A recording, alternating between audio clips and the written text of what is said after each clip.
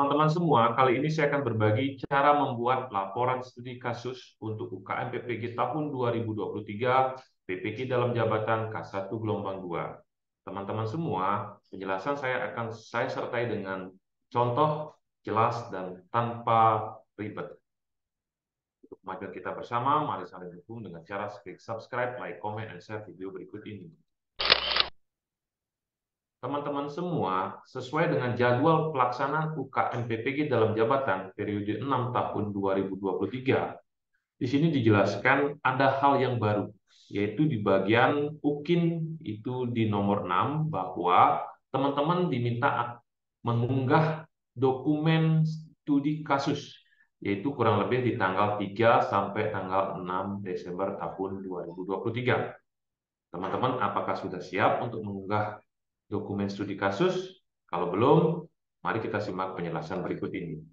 Nah, teman-teman semua, untuk dokumen laporan studi kasus, saya belum menemukan panduan yang pasti berkaitan dengan dokumen ataupun laporan studi kasus yang harus teman-teman upload serangkaian dengan UKM PPG tahun 2023. Yang kedua, dari beberapa informasi yang ada, termasuk dalam PPG prajabatan, termasuk juga dalam PPG dalam jabatan, bahwa laporan studi kasus itu dibuat berdasarkan kasus yang ditemukan selama praktek pembelajaran.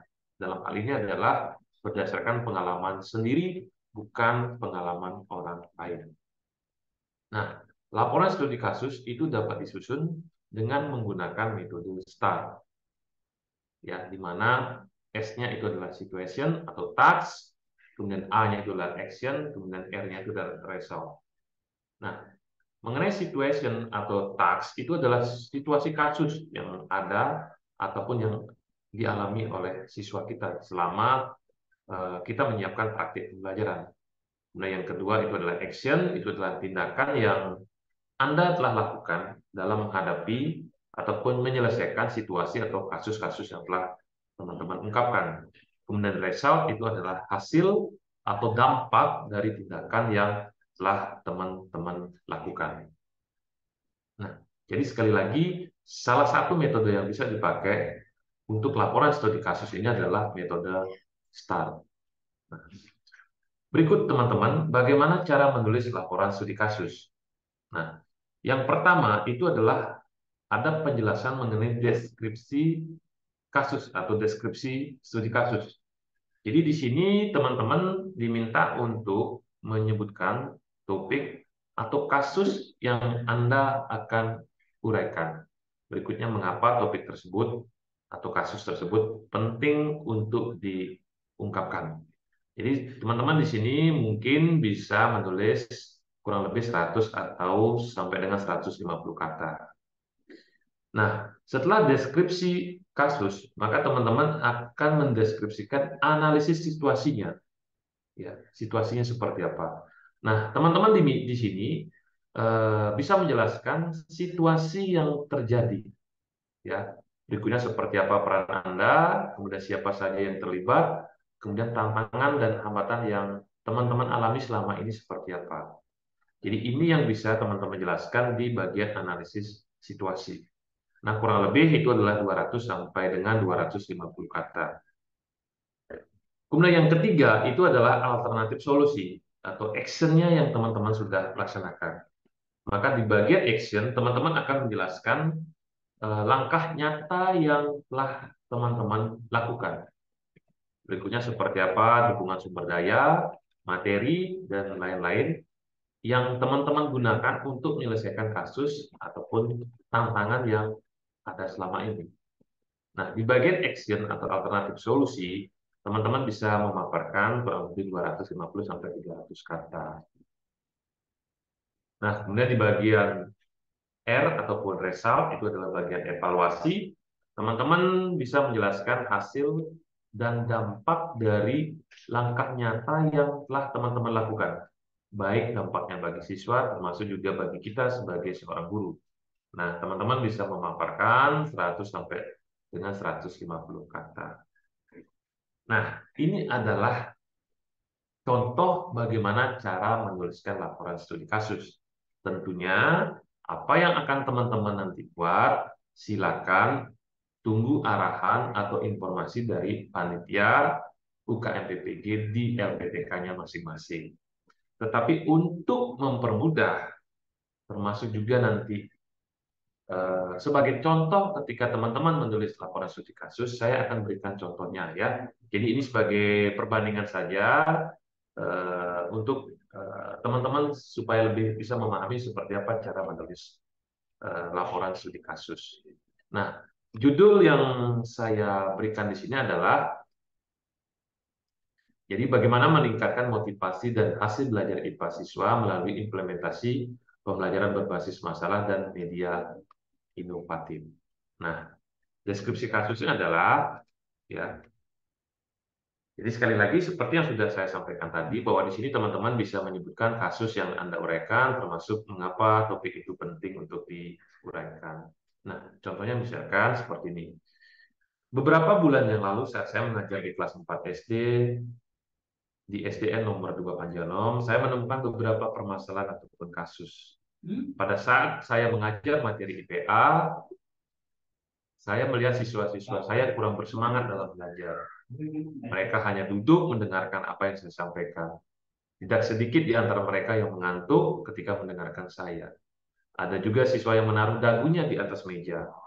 Mereka melihat atau terlihat kurang termotivasi untuk belajar IPA mengenai materi rangkaian listrik. Kemudian saya mengajak siswa-siswa untuk berdiskusi mengenai persepsi mereka terhadap materi rangkaian listrik. Setelah berdiskusi, situasi yang saya temukan adalah bahwa siswa berpikir mengenai materi rangkaian listrik itu sulit. Mereka menganggap dirinya tidak bisa merangkainya dan sulit untuk menghitung berkaitan dengan rangkaian listrik. Nah, berdasarkan pengamatan saya selama mengajar materi IPA, siswa cenderung menunggu arahan saya. Mereka duduk mendengarkan saya, dan ada beberapa yang tidak memperhatikan saya menjelaskan materi. Saat saya memberikan pertanyaan pemantik, hampir sebagian siswa terdiam, melihat saya dan hanya 2 orang yang menjawab pertanyaan saya. Kemudian ketika saya minta untuk menanggapi jawaban temannya, siswa juga tidak memberikan respon. Nah, ketika siswa saya minta untuk ke depan kelas untuk melakukan demonstrasi, praktik ataupun mencoba, semua siswa tidak mau maju ke depan. Mereka takut maju ke depan karena mereka berpikir tidak bisa mengerjakannya. Nah, dari hasil ulangan untuk di bagian bidang studi IPA, saya lihat nilainya kurang memuaskan. Jadi rata-rata hasil belajarnya hanya 71, di mana 45% siswa yang melampaui KKM. Sisanya sekitar 55% kurang dari KKM. Jadi inilah kasus yang saya hadapi selama ini dalam pembelajaran IPA. Nah, sebagai seorang guru, saya tertantang untuk merubah cara siswa belajar mengenai rangkaian listrik. Materi ini sangat penting karena para siswa akan berhadapan dengan listrik setiap saat. Mereka harus memiliki keterampilan bagaimana memanfaatkan, termasuk juga terhindar dari kelalaian dalam rangkaian listrik. Saya berharap siswa belajar IPA lebih menyenangkan, kemudian sesuai dengan karakteristik mereka, termasuk juga sesuai dengan karakteristik mata pelajaran IPA. Sehingga saya berharap ya saya bisa meningkatkan motivasi belajar siswa, termasuk juga hasil belajar IPA yang cenderung belum memuaskan. Nah, berikutnya teman-teman, untuk di bagian kedua, di bagian analisis situasi, ya, teman-teman di sini akan menjelaskan situasi yang terjadi. Kemudian peran Anda atau peran kita seperti apa, siapa saja yang terlibat, tantangan dan hambatan itu seperti apa. Nah, sehingga teman-teman bisa menulis seperti ini. Berdasarkan kasus yang saya angkat, kemudian saya berdiskusi dengan rekan guru kelas 4 tentang materi yang sudah saya sampaikan sebelumnya. Selain itu, saya juga berharap mendapatkan cara-cara untuk mengatasi kasus yang terjadi selama ini dengan rekan guru kelas 4. Selain rekan guru, saya juga membaca dari berbagai sumber terkait dengan permasalahan ataupun kasus dan hal-hal yang bisa saya lakukan untuk menyelesaikan kasus yang ada. Saya juga membaca materi mengenai cara menyusun indikator untuk mengukur ketercapaian tujuan pembelajaran yang nantinya akan saya tetapkan. Nah, berikutnya teman-teman bisa menulis. Selain itu, saya juga berdiskusi dengan teman saya mengenai pendapat beliau tentang kuis yang kita bisa lakukan, termasuk juga lembar kerja per studi. Tidak lupa juga saya bertanya dengan teman saya yang kebetulan saat ini sebagai guru penggerak di sekolah saya. Bagaimana merumuskan ketercapaian tujuan pembelajaran, metode pembelajaran apa yang menarik, yang sesuai dengan kebutuhan siswa, dan sesuai dengan kasus yang selama ini saya alami saat pembelajaran IPA. Nah, berikutnya teman-teman bisa menulis. Dari beberapa ide pembelajaran yang menarik, akhirnya saya memilih atau menetapkan pembelajaran berbasis masalah yang didukung dengan media pembelajaran inovatif untuk mengajarkan materi IPA topik rangkaian listrik. Pembelajaran berbasis masalah sesuai dengan materi yang akan dibahas, yaitu terkait dengan rangkaian listrik. Karena sekali lagi, rangkaian listrik banyak kesalahan atau miskonsepsi yang terjadi ya, dalam kehidupan sehari-hari. Nah, saya berharap siswa saya mengetahui permasalahan terkait dengan rangkaian listrik yang ada sehari-hari, sehingga mereka bisa memahaminya. Selain itu, saya juga menggunakan media pembelajaran yang inovatif, sesuai dengan kebutuhan, karakteristik siswa, dan gaya belajar siswa. Nah, di sini juga perlu teman-teman ungkapkan bahwa kendala-kendala apa yang teman-teman alami selama ini. Jadi di sini sebenarnya saya masih kesulitan dalam menemukan permasalahan sehari-hari yang bisa digunakan dalam mengajar materi rangkaian listrik. Saya juga kesulitan menemukan media pembelajaran inovatif yang sesuai dengan karakteristik siswa dan sesuai dengan karakteristik materi yang akan saya bahas. Tetapi ya, saya tetap mencoba ya untuk memilih media apa yang paling mereka sukai, paling mereka senangi, dan paling sesuai dengan gaya belajar mereka, termasuk juga karakteristik mereka. Sehingga saya akan bisa mengajar dengan baik kepada murid-murid saya. Walaupun ada tantangan dan kesulitan, tetapi dengan kolaborasi dan diskusi dengan teman sejawat saya, termasuk juga dengan guru penggerak yang ada di sekolah saya mampu mengatasi tantangan ini. Nah, ini yang teman-teman bisa tulis di bagian analisis situasi. Berikutnya, teman-teman di bagian ketiga, teman-teman menulis alternatif solusi atau action yang telah teman-teman lakukan selama ini. Jadi di sini teman-teman menulis langkah nyata yang telah teman-teman lakukan, termasuk juga sumber daya ataupun materi yang telah teman-teman implementasikan untuk mengatasi kasus yang ada. Nah, alternatif solusi atau action yang telah saya lakukan, di sini teman-teman bisa menulis. Sesuai dengan diskusi, maka untuk mengatasi kasus di pembelajaran yang saya alami, saya melaksanakan pembelajaran IPA, IPA dengan menerapkan pembelajaran berbasis masalah dengan menggunakan media inovatif yang sesuai dengan karakteristik siswa. Jadi siswa mengawali dengan membuka kelas, kemudian memberikan permasalahan sehari-hari ya, terkait dengan materi rangkaian listrik. Saya berikan orientasi permasalahan kepada siswa dengan menggunakan media inovatif dan berbagai media. Jadi saya sajikan permasalahan dalam bentuk video, ada rekaman suara, dan berbentuk gambar. Jadi para siswa akan memilih media yang mereka senangi. Anak-anak semakin semangat untuk belajar karena mereka memperoleh media inovatif sesuai dengan karakteristiknya. Nah, setelah orientasi permasalahan, siswa saya ajak untuk melakukan praktikum sederhana berkaitan dengan rangkaian listrik. Siswa saya bagi untuk menjadi beberapa kelompok dan saya berikan alat dan bahan sehingga setiap kelompok dapat mencoba untuk membuat rangkaian listrik sederhana.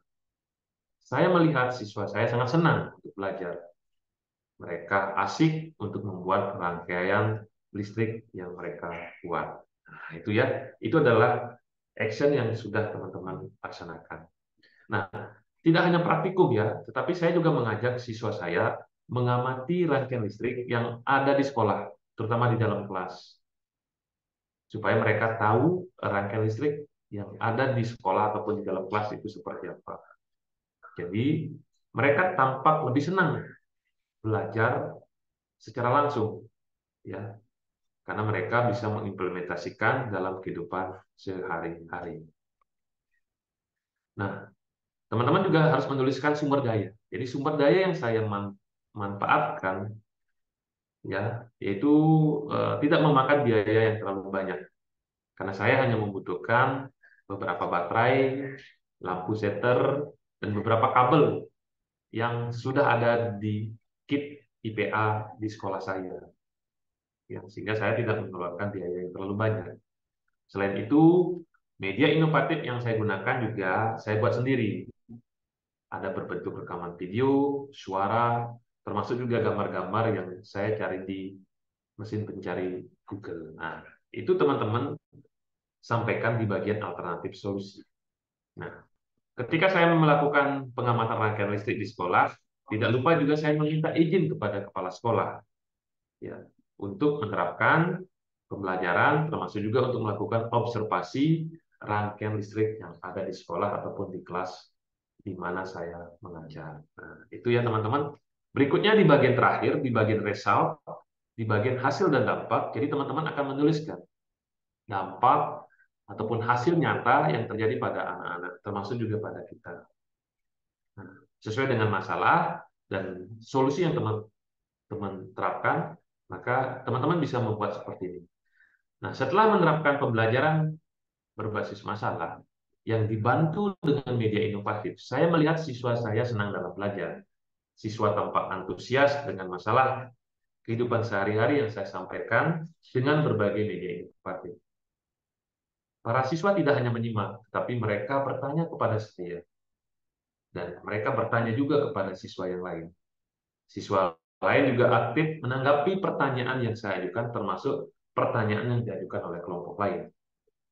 Para siswa terlibat aktif mengikuti pembelajaran karena mereka aktif dan sangat senang mengikuti praktikum mengenai rangkaian listrik yang telah saya sediakan.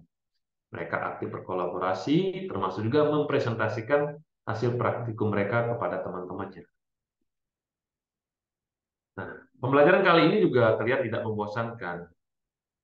Ya, itu adalah hasil ungkapan misalkan dari beberapa siswa. Siswa sangat termotivasi dalam belajar IPA karena pembelajaran kali ini menurut mereka adalah sangat menyenangkan. Siswa mampu melakukan praktikum, memahami materi dengan lebih baik, termasuk juga siswa sangat senang dengan berbagai media inovatif yang saya berikan karena sesuai dengan karakteristik mereka yang beragam. Nah, selain motivasi belajar IPA yang meningkat, saya juga melakukan evaluasi dengan memberikan kuis berbentuk pilihan ganda dengan menggunakan lembar jawaban komputer atau LJK yang saya berikan. Mereka hanya menebalkan pilihan jawaban yang mereka pilih sesuai dengan evaluasi yang saya berikan. Supaya lebih cepat, maka hasil evaluasi siswa saya periksa dengan menggunakan bantuan aplikasi SheetGrid. Jadi aplikasi scanner untuk lembar jawaban siswa. Jadi hasil evaluasi siswa saya langsung scan sehingga saya bisa memperoleh jawaban termasuk nilai siswa dengan lebih cepat. Setelah saya analisis, hanya 4 orang dari 30 siswa yang memperoleh nilai kurang dari KKM. Sedangkan 26 siswa lainnya atau sekitar 85% itu memperoleh nilai di atas KKM. Nah, tentunya teman-teman semua di sini untuk hasil dan dampak, jadi teman-teman harus sesuaikan dengan kasus yang ingin teman-teman pecahkan di bagian awal. Itu kaitannya dengan, kalau contoh yang saya berikan, kaitannya dengan motivasi belajar siswa yang masih rendah, termasuk juga hasil belajar IPA yang masih kurang memuaskan. Nah, gitu. Jadi teman-teman semua, ini adalah sebagai contoh ya untuk laporan studi kasus. Jadi teman-teman di sini akan menyampaikan kasus yang teman-teman ingin pecahkan, langkah nyata yang telah teman-teman lakukan selama ini, kemudian hasil ataupun dampaknya seperti apa, gitu ya. Dampak kepada siswa termasuk juga kepada kita, misalkan mengajarnya lebih mudah, ya. Kemudian kita mudah untuk mendampingi siswa dalam belajar dan lain sebagainya. Ya, sekali lagi teman-teman semua, ini adalah pikiran saya. Nanti sekali lagi silakan sesuaikan dengan permasalahan ataupun kasus yang selama ini telah teman-teman identifikasi. Kemudian seperti apa telah teman-teman selesaikan, dampaknya seperti apa, silakan tulis dalam bentuk laporan studi kasus. Nah, seperti apa format dan lain sebagainya, silakan teman-teman bisa nunggu informasi dari panitia PPG di LPTK-nya masing-masing. Sekali lagi, semoga apa yang saya sampaikan bisa membantu teman-teman semua untuk menulis laporan studi kasus. Ya, sekali lagi untuk kemajuan kita bersama, mari saling dukung dengan cara subscribe, like, comment, and share video berikut ini. Terima kasih teman-teman.